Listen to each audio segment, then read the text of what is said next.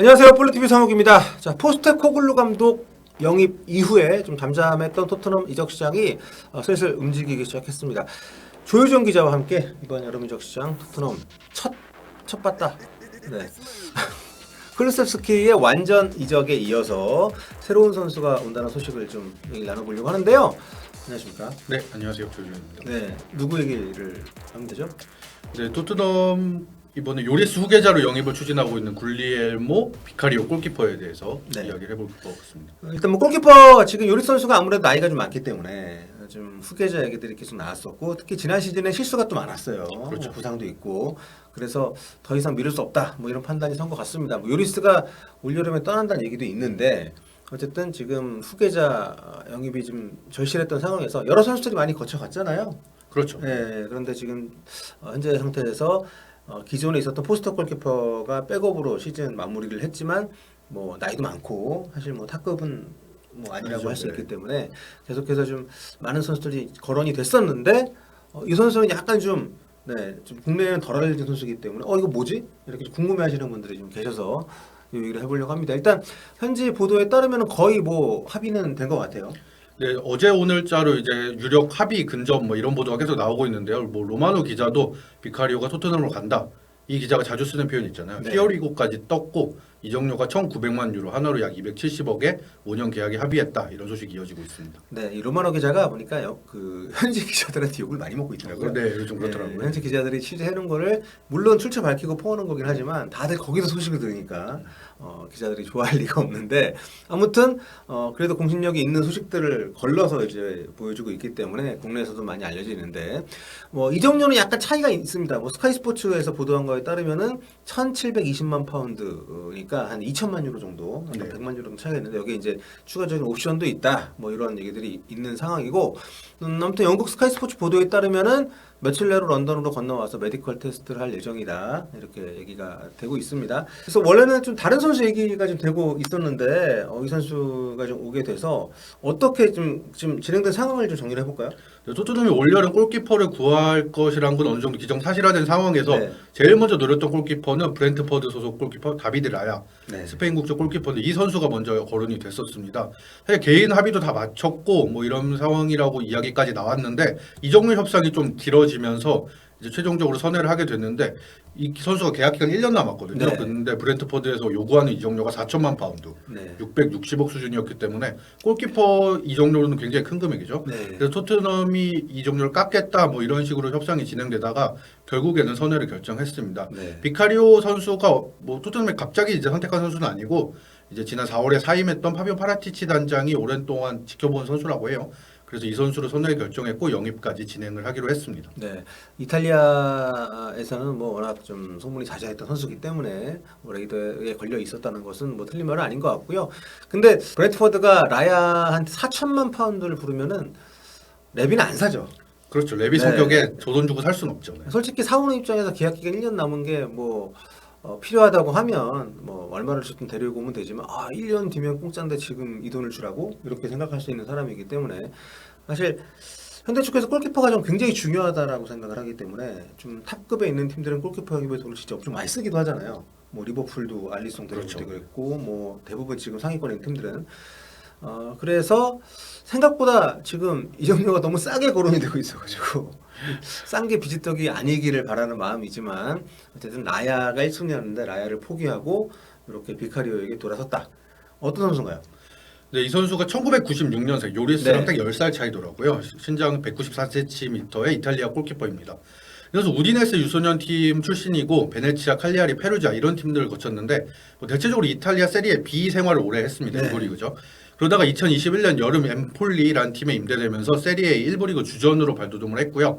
한 시즌 이제 전경기 주전으로 활약한 걸 지켜보고 나서 엠폴리가 작년 여름에 완전 이적으로 영입을 결정한 선수였습니다. 네, 엠폴리에서 2시즌 동안 71경기를 뛰었고 그 영상 보신 분들은 아시겠습니다만 세이브 능력이 굉장히 근데 네. 뭐 화제가 되는 영상 중에 뭐 3연속 세이브 이런 것들도 있고 한 것처럼 반사신경이 굉장히 뛰어나더라고요. 그래서 선방 능력이 엄청나고 그리고 여러 가지 능력을 다 갖췄고 뭐 킥력도 갖추긴 했는데 사실 이런 부분들은 좀 멤플리가 약팀이었잖아요 상대적으로. 그렇기 때문에 강팀에서 어떻게 할지는 조금 더 지켜봐야 될 것 같은데 일단 선방 능력은 보장되어 있는 선수다라고 볼 수 있을 것 같습니다. 네, 뭐 빌드업 능력에 대한 의문도 제기가 되는 걸로 알고 있는데 뭐 모르겠습니다. 그 빌드업 골키퍼의 빌드업이 중요한 팀도 있고 뭐 최근에는 그 능력이 굉장히 강조가 되고 있기도 하지만 뭐 모든 골키퍼들이 다 뭐 둘을 갖출 필요는 없다고 생각하고 토트넘은 저는 빌드업보다는 이 세이브 능력이 더 중요하다고 생각합니다. 골키퍼의 기본은 일단 선방이죠. 네, 수비가 워낙 좀 허술하기 때문에 게다가 포스테코글루 감독도 뭐 골키퍼 빌드업을 그렇게 중시하는 감독은 아닌 걸로 알고 있어서 뭐 괜찮은 영입이라는 생각이 드는데요. 지난 시즌 평가가 상당히 좋더라고요. 뭐 AI 평점이긴 하지만 후스코어닷컴 평점도 거의 뭐 탑급이던데요. 네, 지난 시즌 이제 세리에 베스트 골키퍼가 이반 프로베델이라는 아초 골키퍼였는데 네. 이 선수에 이어서 평점이 2위였습니다. 네. 그리고 지난 시즌 겨울까지는 사실 리그 최고 골키퍼를 수상할 수 있을 거라고 점쳐지기도 했는데 이 선수가 3, 4월 2달 동안 결장을 했어요 부상으로. 네. 그래서 이제 약간 밀린 감이 있는데 어쨌든 리그에서 최고 수준의 활약을 보여준 골키퍼는 틀림없었다라고 볼 수 있을 것 같습니다. 뭐 사실 탑급 팀에서 없었다는 얘기가 좀 많이 와닿긴 합니다만 지금 토트넘은 탑급 팀이 아니기 때문에 챔스도 안 나가고 아예 유럽 대항전을 못 나가죠. 네. 사실 뭐 레비 회장이 그간 페이스로 봤을 땐 나이가 어린 것도 아니긴 해요. 그렇죠. 20대 중반이면 아주 어린 나이죠. 네, 96년생이니까 이제 20대 후반이기도 하고 근데 일단 값이 너무 싸기 때문에 그리고 즉시 전력감인 선수이기도 하고 굉장히 기대를 모으고 있고 또 20대 초반에는 하브리그에 있었지만 최근에 세리에 올라와서 굉장히 잘했던 선수인데 최근에 이탈리아 대표팀에도 포함이 됐더라고요. 네, 지난해 9월부터 이제 네. 만치니 감독의 부름을 받기 시작을 했고요.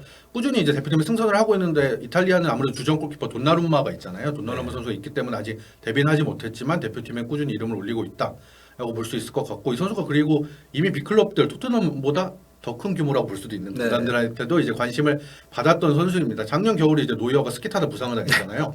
그래서 바이에른 뮌헨이 새로운 골키퍼를 구하는 과정에서 얀조모 골키퍼를 영입하기 전에 이 선수를 주목을 했던 적이 있습니다. 그리고 뭐 나폴리 역시도 메레트 골키퍼가 뭐 이적이 불확실한 상황에서 거치가 불확실한 상황에서 이 선수를 지켜보기도 했었고요. 네. 그리고 올여름에는 사실 인테르가 굉장히 관심 있게 지켜보고 있다는 얘기가 있었거든요. 왜냐하면 인테르가 이제 자금 사정이 넉넉지 않다 보니까 선수들 좀 팔아야 되는 상황이기도 한데 그래서 안드레 오나나 선수를 매물로 내놓을 수 있다. 네. 뭐 이런 상황에서 대치자를 염두에 두고 있었는데 토트넘이 인테르가 움직이기 전에 빨리 움직여서 이 선수 데려와야겠다 싶어서 더 빠르게 움직였다는 이야기도 나올 정도입니다. 네. 요즘에 랩학원 다니십니까?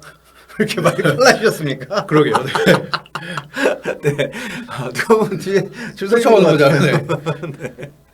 자, 아무튼 뭐 그만큼 저희가 빠르게 소식을 전해드리고 싶어서 완전히 새로운 소식은 아니지만 어쨌든 토트넘이 이번 여름 이적 시장에서 사실 저는 영입도 영입이지만 좀 파는 것도 빨리 해야 될 것 같은데 아직까지는 그렇게 소식들이 많이 나오지 않던 차에 이 비카리오 선수는 거의 진짜 유력한 영입인 것 같아서 정리를 좀 해드리고 있고요. 근데 이탈리아 선수들이 사실 프리미어리그에서 그렇게 막 두각을 나타내는 선수들은 많지 않았습니다. 일단 골키퍼만 봐도 사실 뭐 이름을 쫙 나열해봐도 뭐 사실 요즘 팬들이 기억하실 만한 선수는 없어요. 네, 뭐 예전에 맨유가 3관왕 차지했던 시기 즈음에 네. 1990년대 후반쯤에 있었던 마시모 타입이라는 선수가 있었거든요. 이 선수는 다들 기억하시죠. 슈마이켈 떠나고 나서 그렇죠. 그 퍼거슨 감독이 의욕적으로 영입했는데 진짜 더럽게 못했어요. 자리를 잡지 못했죠. 네, 그냥 더럽게 못해가지고 2년 만에 밀려났고 떠났습니다. 그렇습니다. 최근에 이제 아마 프리미어리그 팬들이 기억하실 만한 이름 뭐 아스날에 있던 비토 마노네 선수라든지 네. 뭐 첼시에 있던 쿠디치니 선수라든지 이런 선수들이 있지만 이 선수들이 장기간 주전으로 자리 잡지 못했었죠. 그리고 사실 토트넘 팬들이 익숙한 선수가 또 있잖아요. 그렇죠. 몇 년 전 지난 시즌에 2021, 2022 시즌에 합류했던 피에르 루이지 골리니 골키퍼. 골리니. 이 선수도 사실 요리스의 후임으로 이제 염두에 두고 완전 이적 조건을 걸고 임대로 했던 선수인데 한 시즌 만에 그냥 돌려보내게 됐습니다. 기회를 너무 안 줬어요. 그렇기도 네. 하죠. 네. 뭐 전 포지션으로 봐도 뭐 졸라 그렇죠. 잘했던 졸라. 네. 네, 그리고 뭐 디카니오. 네. 그리고 디마테오 지금 전북에 와 있는 네. 감독으로 이제 첼시를 챔스 우승시켰던 사람으로 유명하지만 선수 때도 잘했습니다. 컵 대회에서 골 넣어가지고 우승시키고 뭐 그랬던 적도 있는데 포지션은 미드필더지만 그리고 뭐 비알리 같은 경우가 가장 최근에 돌아가셨지만 공격수로서 굉장히 유명한 선수였고 그러니까 이탈리아 사람이 프리미어리그 와서 이탈리아 리그가 워낙 또 잘 나가는 리그이기도 하지만 이 프리미어리그에서는 성공 사례가 이렇게 많지 않았었기 때문에 과연 이 선수가 와서 좀 분위기를 바꿀 수 있을지 역사를 쓸지 좀 지켜봐야 될 것 같고요. 이 선수는 일단 뭐 골키퍼는 이렇게 비카리오 보강한다고 하고 그 외에 또 뭐 거론되는 이력설이 있나요? 토트넘이 이제 이 선수 다음으로 어느 선수를 영입할 네. 것인가에 대한 이야기가 있는데요. 미드필더 그리고 센터백 영입을 좀 노리고 있습니다. 그렇죠. 센터백은 누가 봐도 데리고 와야 되는데 좀 물갈이가 필요하죠. 그렇죠. 지난 시즌에도 당연히 뭐 좀 데려올 거라고 예상했는데 결국 뭐 랑글레 임대. 네. 끌다 임대로 네. 이제 데려왔죠. 지금도 랑글레 완전히 뭐 딜을 하고 있는 것 같은데 돈 때문에 좀 잘 얘기가 안 되고 있는 것 같은데 뭐 곧 결정이 된다는 얘기도 있고요. 누가 있습니까 또 지금? 그리고 바이어 레버쿠젠의 이제 소속인 에드먼드 탑소바 선수, 아. 부르키나파소라는 국적을 가진 선수인데 이 선수가 있고 뭐 AS 로마의 이바네스 선수 네. 이런 선수들이 거론이 되고 있고요. 그리고 미드필더 미드필더 다 조금 애매한데 좋은 선수들인데 뭔가 이렇게 참 로메로 왔을 때만큼이라도 임팩트를 줄 수 있을지 잘 모르겠습니다 개인적으로는. 하지만 그때 토트넘은 챔스를 나가는 팀이었지만 그렇죠. 역시 이번에 지금 올여름에 토트넘 상황이 네, 챔스를 나가고 네. 싶은 팀이 됐죠. 그렇죠. 네. 그런 상황이다 보니까 아무래도 이제 매물 선정에 좀 그게 있을 수 있겠죠. 네. 그리고 미드필더로는 이제 잉글랜드 선수인 메디슨 선수, 네, 레스터가 시티. 강등을 당하면서 그렇죠. 이제 매물로 나올 수 있다는 보도가 나오고 있는데 메디슨 선수 그리고 알렉스 스콧이라는 저림문 브리스톨 시티 미드필더 이런 선수들이 거론되고 있습니다. 아, 젊은. 네. 그 메디슨 같은 경우에는 지금 레스터 시티가 뭐 우리 안 팔고 데리고 있을 수도 있다. 좀 배짱을 부리고 있죠. 네, 5천만 파운드. 근데 그럴 만한 그러니까 일단 잉글랜드 선수고 충분히 프리미어리그에서 검증이 된 선수이기 때문에 그런데 5천만 파운드 너무 센 거 아닌가? 그렇죠. 좀 그런 네. 프리미엄들을 고려하더라도 막 강등된 상황인데도 팀이 네. 좀 큰 금액이라고 볼 수 있겠죠. 지금 이제 사우디아라비아가 손흥민을 할 때 5천만 파운드를 토트넘에게 제안했다 뭐 이런 보도가 있었어요. 근데 손흥민이 5천만 파운드 이게 좀 안 맞지 않나? 네. 근데 하여튼 뭐 데리고 온다면 즉시 전력감이긴 하기 때문에 뭐 필요는 한데 좀 지켜봐야 될 것 같고 토트넘은 지금 사오는 것도 사오는 거지만 악성 재고가 많아서 안 쓰고 임대 보낸 선수도 많고 그렇죠. 이 선수를 돌아오면 어떻게 할지 뭐 대표적으로 은돈벨레, 그렇죠. 네, 뭐 로셀소, 그렇죠. 조로든, 네, 브리안 힐, 네. 뭐 조로든 이런 선수들 있고 그리고 최근 영입했던 선수들 가운데 좀 비수마라든가 히샬리송 같은 경우는 쓸지 할지 이것도 결정을 좀 해야 될 것 같고 또 호이비에르가 떠날 것 같다는 얘기도 있더라고요. 뭐 바이에른 뮌헨이 관심을 받고 있다는 보도도 네. 나오고 뭐 여러 가지 보도가 나오고 있는데 원래 거기 출신이기도 하죠. 그렇죠. 네. 네. 그래서 호이비에르 선수의 거취에 따라서도 이제 뭐 향후 이적 시장이 어떻게 진행될지 결정될 것 같습니다. 네, 참 여러 가지로 좀 손볼 데가 많은 팀입니다. 성적도 좀 안 나왔지만 게다가 새 감독이 왔기 때문에 새 감독 입맛에 맞는 팀으로 좀 구성을 해줘야 되지 않겠습니까? 좀 보도가 앞으로 계속 나오지 않을까 싶고 나오는 대로 계속해서 또 정리를 해서 또 말씀을 나누도록 하겠습니다. 오늘 여기까지 할게요. 네. 네, 다음 시간에 뵙겠습니다.